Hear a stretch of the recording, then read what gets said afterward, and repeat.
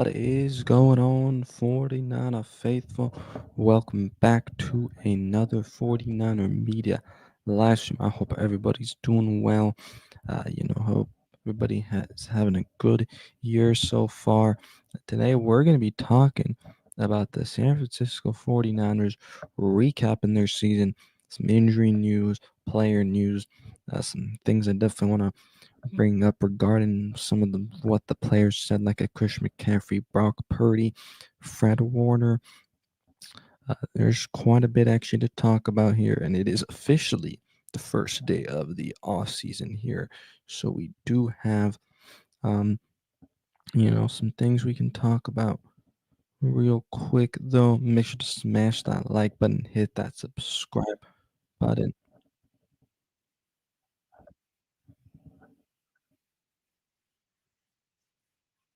So yeah, let's get into the news kind of here. First, we're gonna just talk about some injuries. Um, just through these from these players. So Isaac Garendo actually went on Instagram and tweeted out about his injury. As we know, yesterday after just a few carries, he ended up getting hurt. The cart ended up coming out, but he did say that it is not an ACL, which is great. Isaac Garando says ACL is good. Thank you, God. I'll be back better than ever. Faithful. Hashtag go Niners. So great news there when it comes to a guy like Isaac Garando, to be able to, you know that okay, he should be good for, next season, going into the next season, into the off season, right? Um, that yes, he's gonna have to obviously rehab whatever injury it is, which we still don't know entirely. Uh, they do think it's an MCL according to Kyle Shanahan, which he said after the presser yesterday, but is supposed to be getting an MRI. But we haven't heard anything about that afterwards. So maybe we hear about it during this stream, which would be perfect timing if that does come out. But if that does end up coming out, we will take a moment and get back to that if it again comes out during this stream here with Isaac Garendo. Then you also have Fred Warner, who's been dealing with the ankle injury pretty much for the majority of the season. It seems like doesn't need to get surgery, he said when talking to the media. That's great to hear. It sounds like probably just needs to let it heal, now. And I mean, players go play through injury, right? A lot of times. So even though he's been playing, maybe it's not as bad, but now he'll be able to just have it rest, and that should definitely help there when it comes to Fred Warner. What's up, Papa G? Appreciate for being here. To make sure to smash that like button. Greatly appreciate it. So yeah, and that is great news when it comes to Fred Warner. With the injuries now, Christian McCaffrey did speak to the media. 49ers running back Christian McCaffrey says he's definitely close to full recovery from his knee injury that ended the season. They're talking, I think, mostly more about his PCL. This is going Nick Wagner. McCaffrey told me he would have been able to return to the Niners basically if they had made the playoffs. Instead, he will continue to rehab and expects to be back for OTAs. And then also McCaffrey did say that the Achilles issue has 100% calmed down enough to where it won't be an issue heading into next season. So that is great too. As we know, he went to Germany, to get, I forget what the name is, but basically some procedure. And that seems like it helped because he was able to then play it. But then, as we know, with the Buffalo Bills, he slips and he's out, PCL. But that's great to know that he's close. He's doing better. Should be good again for OTAs. That is great news there regarding a guy like Christian McCaffrey. You love to hear that. And so that is basically it for the injury news. Now we do have a roster transaction that the 49ers did already make, and that is signing defensive back Jalen Mahoney to a futures contract. Now, he was undrafted out of Vanderbilt, has been with the 49ers practice squad, been elevated a few times throughout the season as well. I am totally fine with that. Training camp. Now it's time to build that 90-man roster, and decide on free agency trades, all that things. So I'm totally fine with that move there. I think it's not surprising at all there. And then, regarding some players that just had some sad things going on this season. As Traverse Ward, we know, lost her daughter, but luckily, his wife gave birth to a son. So that's the great spirits there. But it's sad because Traverse Ward is a free agent, aka Mooney Ward. He did tell reporters that, like when he's on the plane coming back from California, just a lot of trauma, a lot of PTSD. Basically, it's not a bad memories come up for a guy like Mooney Ward um, regarding his daughter that again sadly passed away. Um, and he says that's going to be a factor because like he kind of doesn't want to, I guess, stay in California again because it gives him PTSD, which I totally get that. And obviously, also the money has to be right. So, but again, that trauma is gonna be a factor, he says. Um, and again, the price has to be right. I don't think the Niners are gonna bring him back. I'd actually be kind of shocked if they did. Um, you know, bring him back. Now, I do think a contract, hopefully, for a guy like Brock Purdy gets it done pretty quickly. They do actually have the chance, basically, to get it done before the Super Bowl, even though they're not in the playoffs. And so basically, I think after that, they have to wait till free agency or something that they can then get that deal done. I think if they can get this deal done, quickly, just like when they, had signed Jimmy Garoppolo after those 5 games after trading for him, they signed him relatively quickly after that season. I hope they can do that with Brock Purdy. Brock Purdy says he wants to stay here. It's so much for this team, so much for this team. But obviously, it also has to be, the right money. And also with Brock Purdy, um, he did mention like he wants to be there fully in OTAs, being able to work with guys on offense, build that chemistry makes a lot of sense. I really hope the Niners can get this deal done relatively quickly. Um, if they get this done, man, before during these playoffs, that would just be outstanding. So definitely would love for the 49ers again to get that done when it comes to a guy like Brock Purdy. But that is going to be it basically for the injuries and kind of players, those players. Now, another player, though, that I do want to talk about is a guy like Ricky Pearsall, who was outstanding these last 2 games. I think really started coming into himself, really understanding the playbook. As we know what the tragedy that happened with him, that left him on the non-football injury list for a few weeks, and then him having to fight through whatever like PTSD he might have gone through, and whatever struggles. This is quite an interesting tweet from David Lombardi when Ricky Pearsall was talking to the media. Um, so he says he wants to eventually talk to the basically the kid, I guess, that tried to rob him, shoot him in the chest.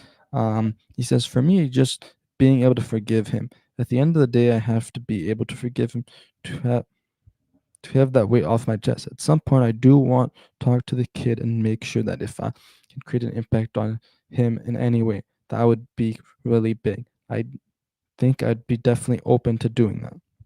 am a man of God and I believe in forgiveness. And I feel like being a man, you've got to be able to forgive somebody at some point, no matter what they did to you or did to anybody else. You got to be able to do that. That's the only way you can move on, face it, and forgive. Man, just right there. Ricky Pearson, man, what a man, what a great guy. Reminds me, Brock Purdy or some. A lot of times to God, a lot of times you said believe in God, right? Trust in God. Um, but that is just amazing. What a heart from Ricky Pearson. Um, trying to help the kid out, even though he was the one impacted. Like Papa just says, that's a pretty amazing that Ricky said that. Yeah, man, definitely is. What a person Ricky Pearson is. Shout out to him. Someone I will definitely be watching. Also, I did want to say, going back to Christian McCaffrey real quick, um, I think he's obviously a prime candidate for comeback player of the year going into the 2025 season when that kicks off in August. But we're, you know, months away from that still. But just a thought there. But yeah, again, man, Ricky Pearson, what a guy. Alrighty. Next up, we do have some awards now. I did tweet this out yesterday that I am going to be posting awards despite this, disappointing 6-11 season. I still think there's guys that really showed up, had a great season. But today we're talking about awards, but these are not my awards. Again, I am gonna kind of every few days like tweet them out. Um, and do it during the off season, and then I'll probably come on here, actually talk about it. There's so much I can put in a tweet. I'll put the reasoning in there too, but I think it'd be cool to just be able to talk a little bit more about it here on this platform on YouTube, and Twitter. We're also streaming it there and Twitch and whatnot. So definitely going to be talking about that. But again, these are different awards. These are the team awards given, I believe, by players and coaches. So here we go. George Kittle with the Len uh, S. Hump Award. Sorry, some of these names are pretty hard to. But basically, that goes to tight end George Kittle. This award, is voted on by the players and is given to the 49er who best simplifies the inspirational and courageous play of Len Ashmont, a original member of the 1946 49ers team. Ashmont, who coached at Navy in Virginia following his career in San Francisco, unfortunately died in 1957. The award was established that year, so it's been out there for a while. Again, George Kittle getting the Len Ashmont Award again for basically his inspiration and courageous play on the field. Shout out to George Kittle and congratulations. Alrighty, next up we've got Bill Walsh, Fred Warner. This award was established in 2004 in honor of obviously, as we know, the great San Francisco Hall of Fame head coach. The award is voted on by the coaching staff, is given to the four who best represents the standard of professional excellence established by Walsh. Walsh served as the team's head coach for 10 seasons from 1979 to 88. In that time, he, record of 102 and 63 and 1, and led the team to 3 Super Bowls. He was named as Coach of the Year in 1981 and 1984, and was later named Coach of the Decade for the 1980s. Shout out to Fred Warner, excuse me. Again, congratulations to George Kittle and Fred Warner. Next up, we've got the Bob uh, McTrick Award, The Bob McTrick Award is given annually to the 49ers offensive lineman who best represents the courage, intensity, and sacrifice displayed by the long-time offensive line coach during his 21st 1 years of service to the 49ers. This award was established by the 49ers in 1999 and voted on by the offensive line. A little bit surprised there. Um, Maybe it's Trent Williams if he had played enough games. Kind of would have been nice. Maybe Dominic Pooney could definitely get it in his tender here. That would be awesome. But what's up with the Seminoles football coach? Let's see. Please, God, do not let Brian Griese go. Yes, we will be talking about that shortly. He's the only one who's helped Brian navigate the position while having. Yup.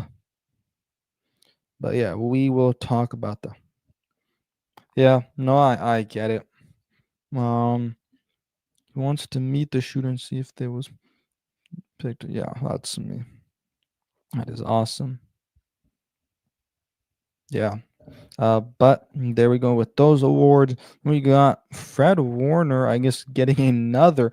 But I didn't know like multiple you could get multiple awards, but okay, he gets the Hazeltine Iron Man award. The Hazeltine and Iron Man award is named for former linebacker Matt Hazeltine, a 13-year performer who played more seasons at linebacker than any other 49er player, known for his durability and dedication. Unfortunately, passed in 1987 with ALS.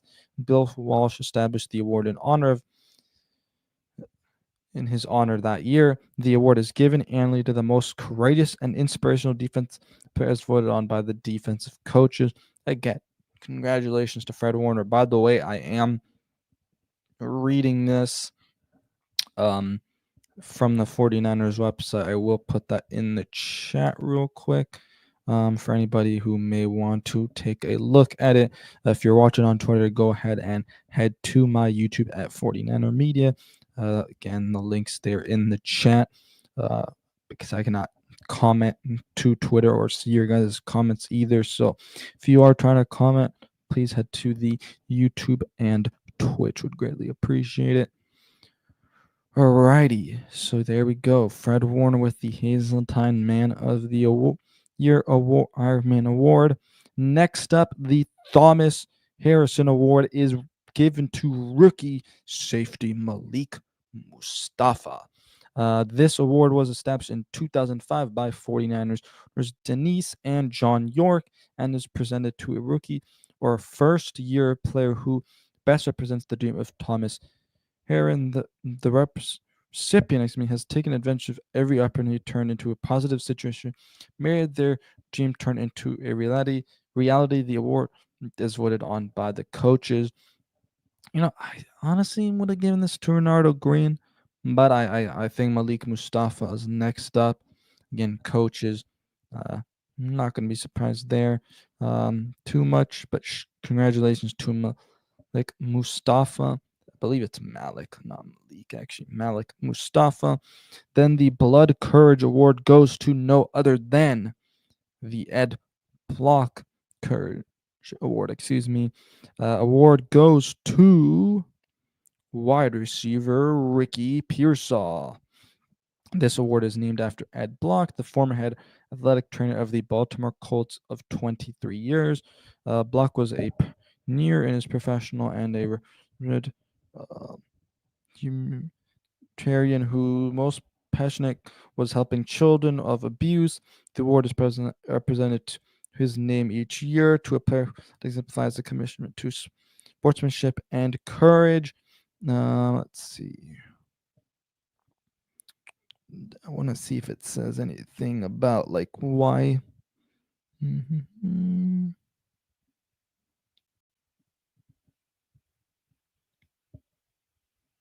Okay, basically it is for like players that provide support and quality care for abused children and their families in their that community.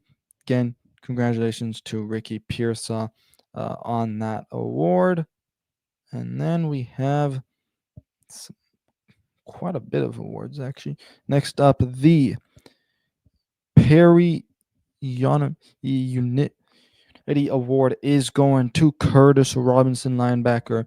This award is presented to a 49ers player who exhibits an accomplished commitment to promoting unity within its team and in their community.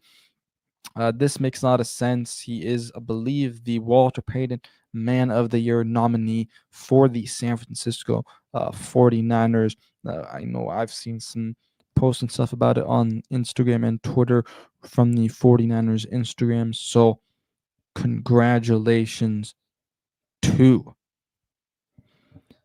Mr. Curtis Robinson. Okay, someone in the chat saying Green is okay, I guess it is a safeties coach. That makes sense. It's to forgive him, he's Christian, but maybe he's also to help the young man. Yep, exactly. I'm not paying attention because good men make good men, hurt people make people. Yeah, man. Let's see. What else? Okay. No, we did Ricky Pearsall, Curtis Rowe. Okay, he is the Walter Payton Manning of the Year nominee as well. Given to a player who exemplifies a commitment to philanthropy and community involvement. Excuse me. So we'll see if he wins it. League wide, which would be awesome. And then the final one is George Kittle getting the Gary Niver Award. This is presented annually by the San Francisco 49ers chapter of Pro Football Writers of America to a 49ers player for his operation, professional style, and helping the Pro Football Writers do their job. The award is named after Pro Football writer Gary Niver, who was a longtime beat writer who covered the 49ers for San Diego Times. I think this award's also for like the media and how he talks to the media, and we know he's a funny guy. We actually knew about this a few days ago. I believe Jason and I actually talked about it on our last stream. But congratulations again to all of these San Francisco 49ers. Again, Fred Warner, George Kittle, Malik Mustafa, Jake Brendel, Curtis Robinson, Ricky Pearsall, and that is it. Again, congratulations to all of them. Well deserved there. Again, congratulations. Alrighty, now we're gonna be talking about some coaching news, and that is current 49ers quarterbacks coach Brian Griese. Brian Griese, been with the team for a few years now. I believe it was 2021, I want to say. No, 2020. Okay, he came into 2020. Right. I think, I know a lot of people hate him, but he made Jimmy Garoppolo look pretty solid. Worked well with him, and then Brock Purdy, as we know the story, is what it is now. Well, really written, amazing story. Has really helped out Brock Purdy. Has been a great coach, a guy that was in the, Fox Sports, I believe it was. Just great hiring, I think, by Kyle Shanahan here. A guy that I actually really respect and like, that the 49ers have Brian Griese at the time. Again, it was like a very shocking move. He was the quarterback for the Denver Broncos back in the day. Still didn't have, coaching experience, I don't think, of any kind. So shout out to Brian Griese. The Jets are getting permission to talk to Brian Griese regarding their open head coaching job. They also are looking for a general manager for the New York Jets, but haven't heard anything about that with the 49ers. Interested to see if they end up getting any team interested in, talking to anyone kind of in the scouting department, or other areas in the front office. Despite this 6-11 season, look at their draft last season. You could say they've pretty much hit on every guy that they drafted, and that is extremely rare. Ricky Pearsall, again, as we know, went through the tragedy, but the last two games, I think the future is bright for him. Malik Mustafa, struggled at times, but again, he was a rookie, but he was very promising. Renardo Green, outstanding rookie year. Um, who else? Jacob Cowan, right? Okay, he didn't do too much, but I thought he did what he needed to do on special teams, even though he had some fumbles at times. I think he tried not to screw up too much. Um, but yeah, I think this draft class has been pretty outstanding when it comes to the 49ers. So sorry, Brian Griese was on ESPN, an analyst for ESPN on Monday Night Football. Was not Fox, excuse me. I believe that's where John Lynch was at. Um, but yeah, I think Brian Griese would be a huge loss for this team. I've liked what he's done. I think you can see it. Yes, I think maybe the only thing is the whole Trey Lance thing. But to me, I just think the 49ers didn't really take the proper time to try to develop him.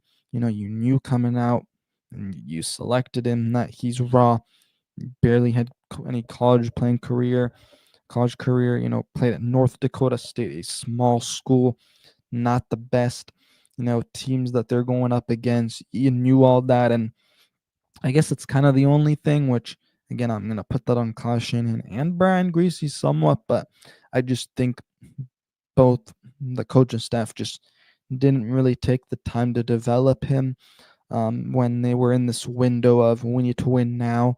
Um, and, the Niners were trying to get Matthew Stafford, but then you know, Los Angeles Rams beat um, beat them with the trade. So unfortunately, yeah. But I think this would be a huge loss. I do hope he stays, but we'll see what ends up happening. It seems like the Jets have been going through so many interviews and have a list on the um, GM and head coaching side. So we'll see if he gets hired. Um, you know, again for their head coaching job. Um, you know, but again, I believe it would have to be for the head coaching job because it has to be a lateral move to where you basically have to make him above a quarterback's coach. So like GM, um, probably assistant GM, head coach. Like the Jets would have to make him one of those um, guys. And again, they're looking for him to be possibly the next head coach. Um, similar to why last year when the 49ers were looking for a defense corner, Jeff Ulbrich, that would have been a lateral move because he was already their defensive coordinator, and then the 49ers were going to make him the defensive coordinator. So that's also another example of kind of why the 49ers weren't able to do that last year. But yeah, I think again this would be a huge loss. I like Brian Greasy. Again, we'll see what ends up happening. Let's just wait to see what ends up happening before we, get also negative about it. I think. So yeah, that's what I will say. There, real quick. Now, give me guys just a second. Do need to plug in the charger for my computer. Give me a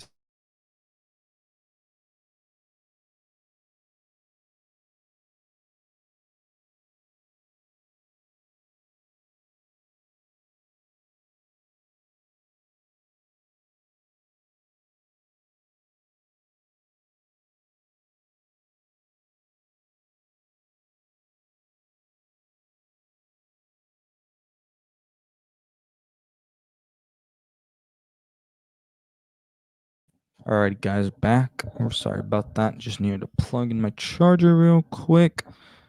Alrighty, now let me look at the chat real quick before we get on to the next topic. Let's see. I'm gonna just start from the top.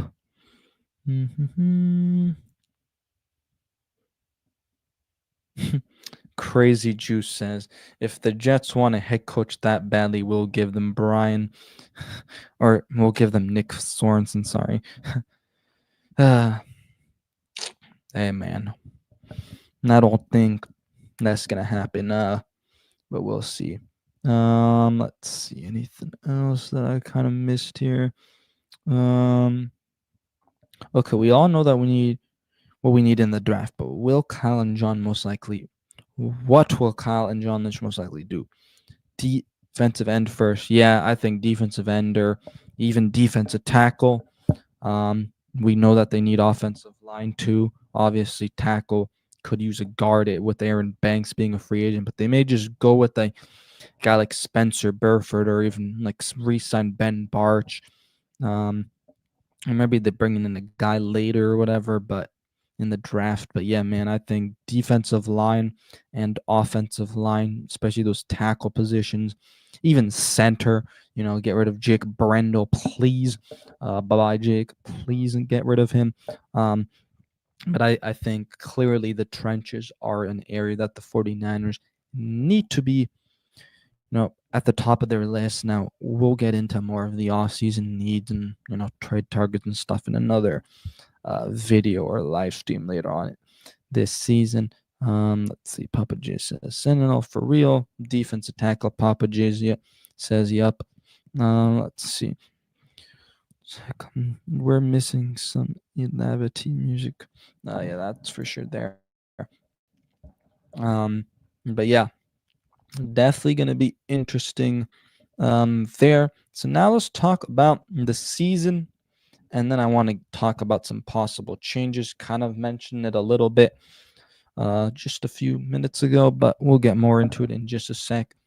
Season recap again. This team was very undisciplined, despite the injuries, you want to say.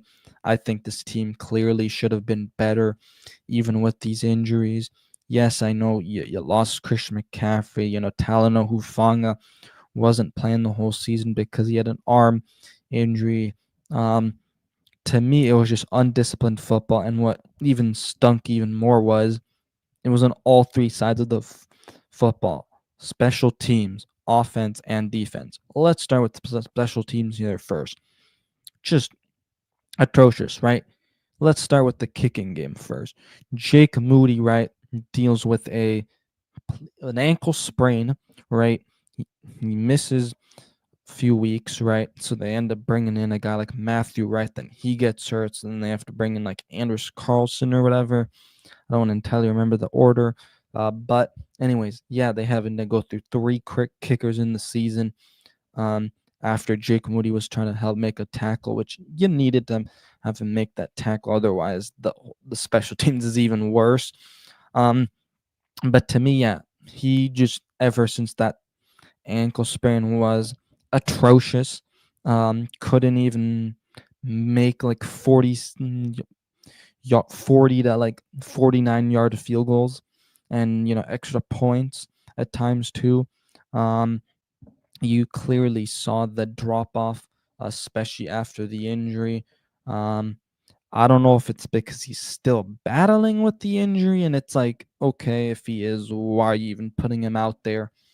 There's no point in risking him there, and that costed us some games too. um Yesterday too against the Cardinals, right? Like he missed some, crucial kicks. Detroit Lions missed some crucial kicks. Actually, that Lions game, if he mixes kicks, the 49ers probably go out there and win, or at least it's like overtime where they lose by one. Okay.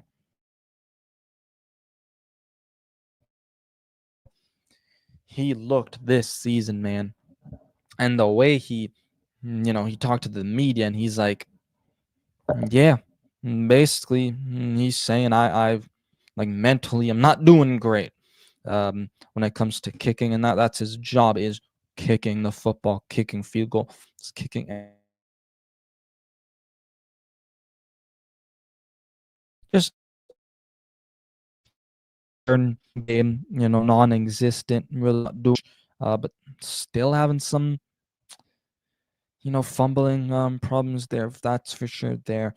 Um, for sure. Let me see real quick. One second. One second. Okay. I want to pull up Jake Moody's stats real quick. Sorry about that chewing there. Here we go. So Moody played in 14 games this year. Okay. So he missed what, 3 games? Okay. Um Elevator music law. Alright. I don't know if this is elevator music or not, but I'll give you some music. Hold up.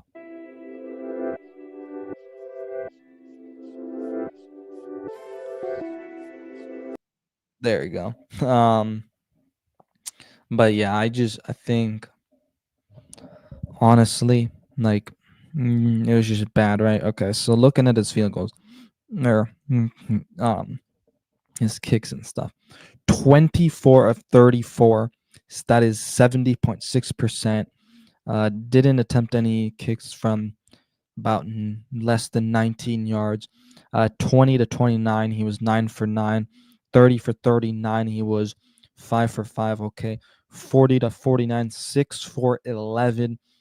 He missed 2 more kicks than his rookie year from that range, as he was 4 for 6 2023 from 40 to 49 yards. 50 plus, he was 2 for 3 his rookie year, 4 for 9 this last season. 53 was his longest one, I guess, that he made. 104 points total on that compared to 123 his rookie season. Right there is the issue. 40 to 46, 49.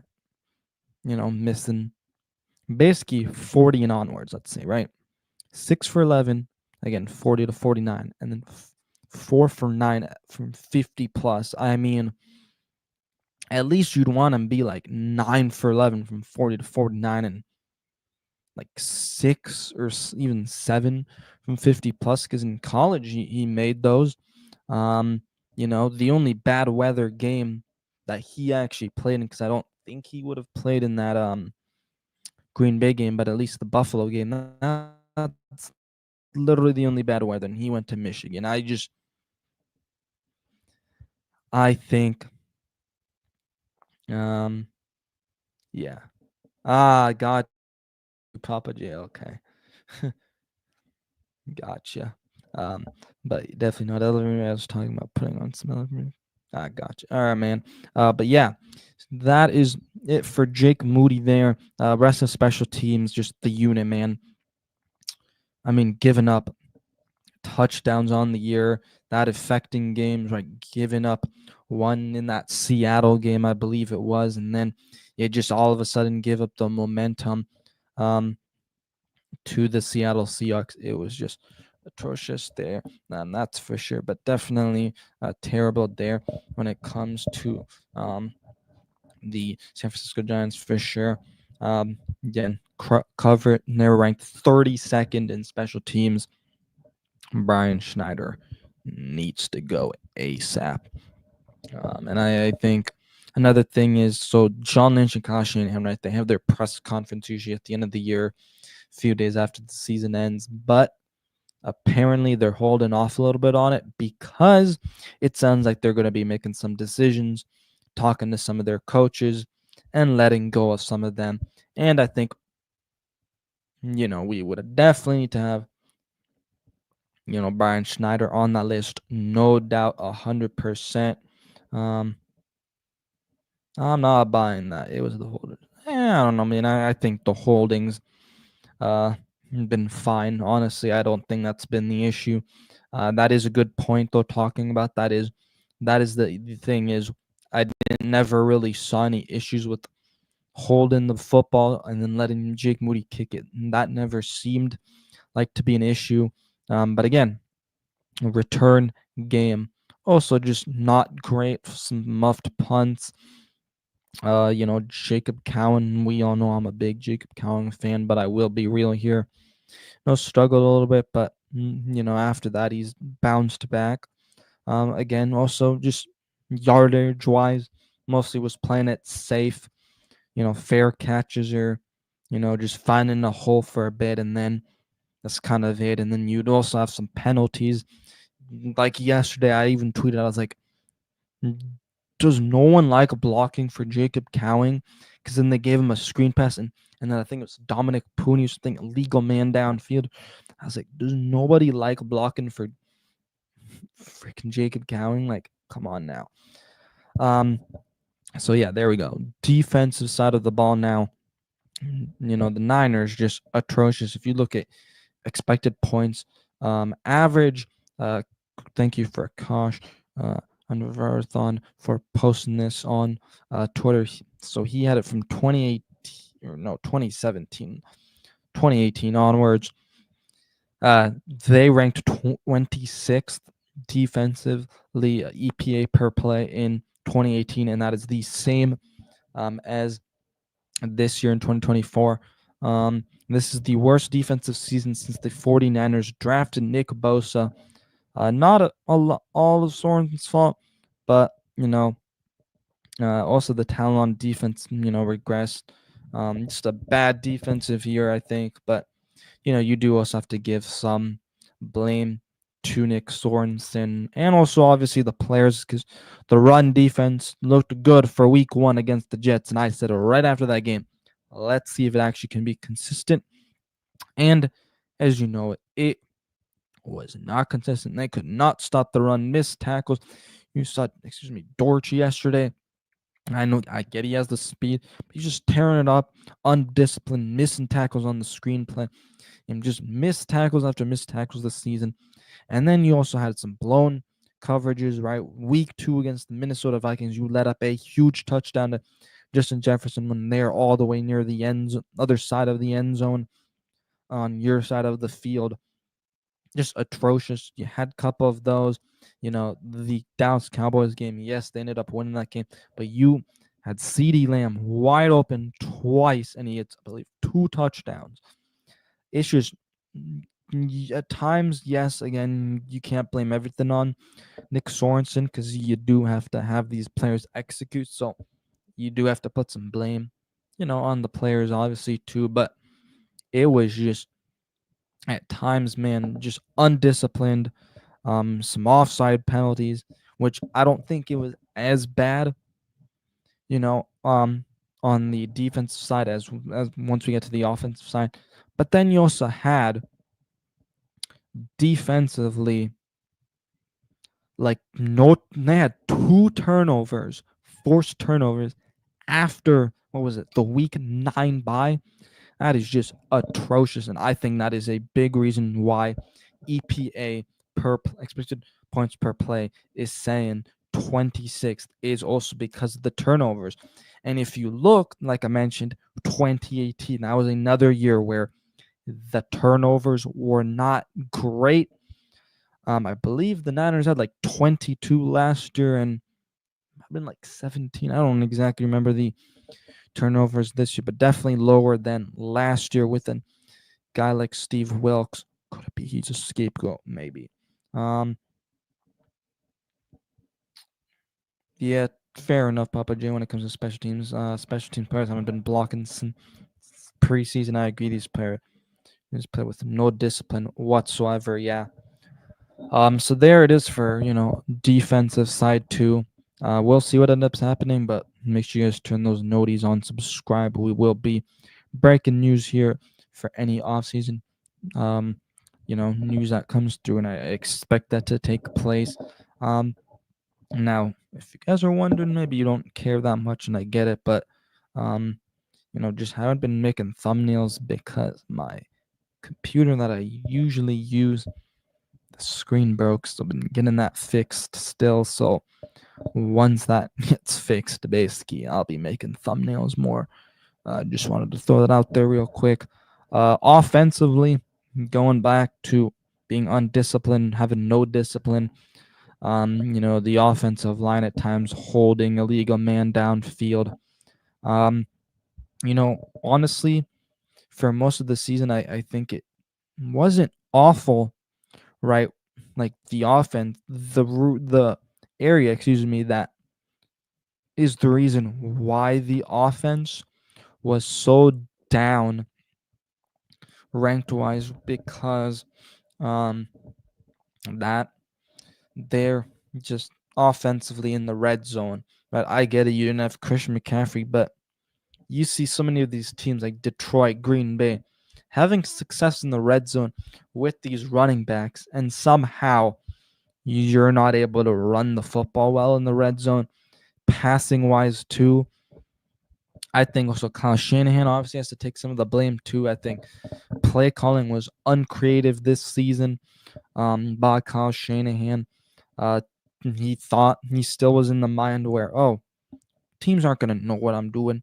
But no, so many teams run this Kyle Shanahan, scheme to where you're having these defenses when they're getting ready for Niners games and just in general practicing against their own offense, which runs a Kyle Shanahan type team. And you're seeing teams like Green Bay, Detroit evolving. You're seeing the creativity. You see the motion, right? Niners still use motion, but you're seeing that teams have like two guys in the back, running backs in the backfield. So you don't know who's going to get the football. You're seeing guys do a little bit of gadget plays too, which we did see that yesterday. But it did come out that Kubiak was the one calling the plays yesterday, being basically the offensive coordinator yesterday against the Arizona Cardinals. It's just, to me, the lack of creativity. And yes, again, you didn't have Christian McCaffrey. Jordan Mason got hurt. Yes, I get it. But you had George Kittle, man. You had Debo's for somewhat of the year. Yes, you didn't have Brandon Ayuk either.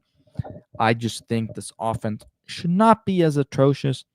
Again, when the red zone seemed like more of the clear issue this year. And so I think what is the staff going to look like? I think offensively, it's kind of tough to tell where they may make improvements. At also what teams, end up poaching, certain, you know, coaches from this team still. Um, and then, I think defensively, it's pretty clear Nick Sorensen, Brandon Staley, hopefully out of here.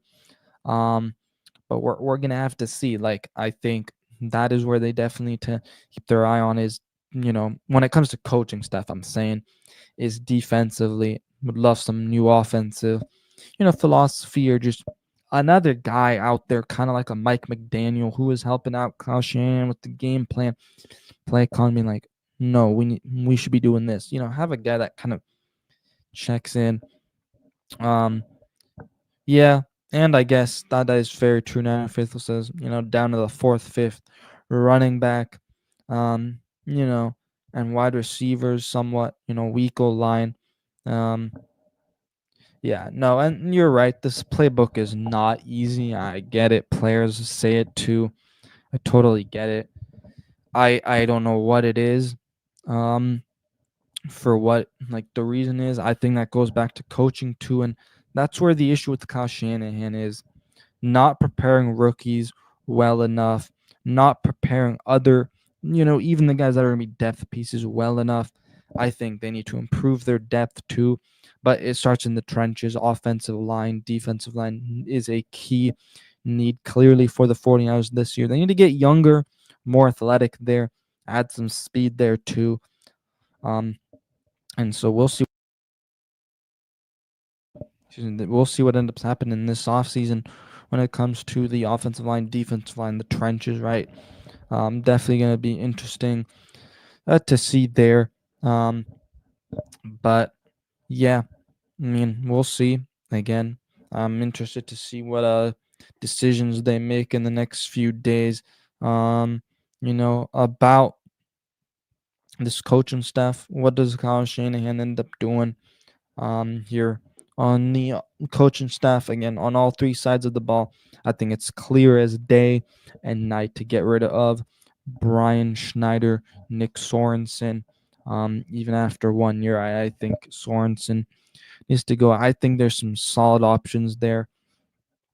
Could you bring back a guy like Robert Sala, maybe Jeff Ulbrich? Now I know after the Robert Sala firing, that defense by the Jets hasn't been great, but maybe it's just they lost the locker room as a whole and players just aren't playing well because they're like Why'd you guys get rid of Robert Saleh? I think it was a shocking move for the Jets fans, players, probably some of the other guys on the team.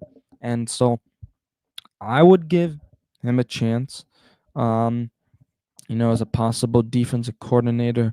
But again, I want to see what ends up happening before we get into more of like possible defensive coordinator, offensive staff targets here on this 49ers media channel. So we'll see again what ends up happening there, what decisions they make. But like Niner Faithful says, Sorensen, Schneider, and even Staley should all be gone. And I agree with that there. But that is going to do it, guys, for the season recap. A lot to talk about actually today. Thank you guys so much for tuning on in. Niner Faithful, Papa J, the Sentinel Football Channel. I feel like there's someone else that was in here earlier. I think that's about it. Oh, Crazy Juice. Thank you for being in here too. Thanks, everyone. Thank you, Papa J. Make sure to like and subscribe if you haven't. If you're watching this later, make sure you're following us over on all social media platforms, as always, linked down in the description. Again, I think we're going to get some news probably this week. Also, again, we don't know when the press conferences, because they're still making staff decisions, and then they'll probably have that press conference, sounds like. But yeah, man. That is gonna do it. Nana Faithful says, "Good show. Hope you can do a collab with Wayne soon." I believe some about Wayne Breezy. Yeah, that'd be pretty awesome. I know we usually do the draft shows, but I am actually looking for possibly anyone else interested in doing a show like weekly. Um, you know, um, so if anybody's interested, let me know over on Twitter. My DMs are open. 49ers throwback, man. You are late indeed. I'm about to end the show, man. But thank you for stopping in by. Da, da, da, da, um, no, I'm good with that for sure. God. But, anyways, that is going to be it, guys. Thank you guys for listening. Again, hit that like and subscribe button. Peace out, and let's go 49ers.